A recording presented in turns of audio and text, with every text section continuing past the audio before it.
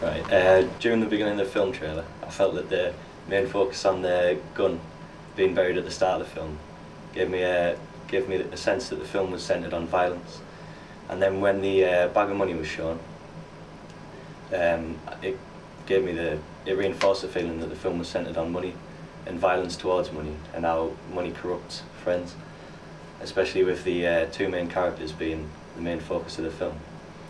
Then when the main character's seen taking pills and loading the gun, it gave me an impression that the film was centred on agony and pain towards the main character who finds the money.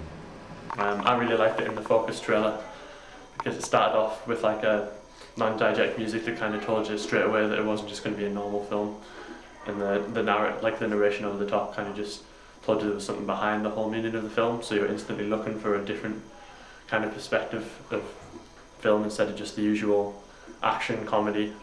So that makes you instantly start watching it seriously. And then as soon as you see the content, see the really realistic blood of the person on the floor, kind of makes you think, all right, this is going to be serious. Yeah, I just watched the trailer. I thought the narration was good. It was dark, and when the bit with the character the protagonist taking the tablets, I thought that, because they normally from first look it just conforms to a conventional thriller, but with that it combines issues of like psychological issues, and shows it's unconventional and unusual, and makes like a hybrid, I guess, really, and it brings in the curiosity really, and that's what makes me want to watch more. It's not much talking in it, that creates tension and immediately shows what the film is about. The money involved in the film, as you see it straight away, kind of instantly means it's like, England's in a recession and the need for money is greater than any other time I've been alive or in the past, and everyone's needing money at the minute, so it shows the kind of desperation of both the characters, like they represent contemporary society of today. Right, the dripping at the end of the film trailer gave me the feeling that the film was centred around a dark drama.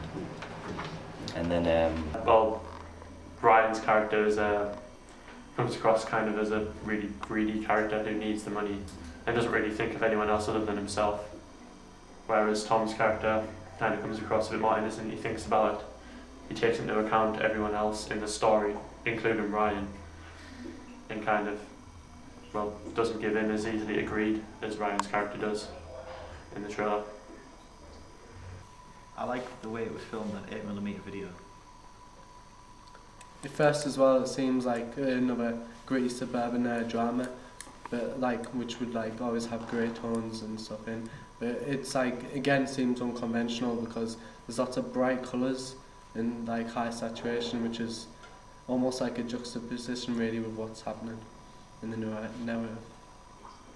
Yeah, the way it ends with the non-diegetic or diegetic sounds as well, the police sirens, how it's building up, kind of makes the audience intrigued to see what's going to happen next. It made me intrigued, and I was just willing to see what Ryan would do, where the greed would take him if Tom was strong enough to stop him, and both characters kind of being opposites of greed and power and innocence, and all on different sides, and see how they come together.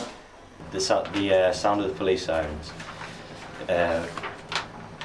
gave the film trailer more of a feeling of a conventional thriller, but when put together with when put in context with the rest of the film trailer, it gave me the sense of a more unconventional dark drama rather than a mainstream film. My criticism of the trailer was that it's probably a bit too long, because it's probably about a minute and a half longer than other normal trailers, I'd say, at about 3.5 minutes.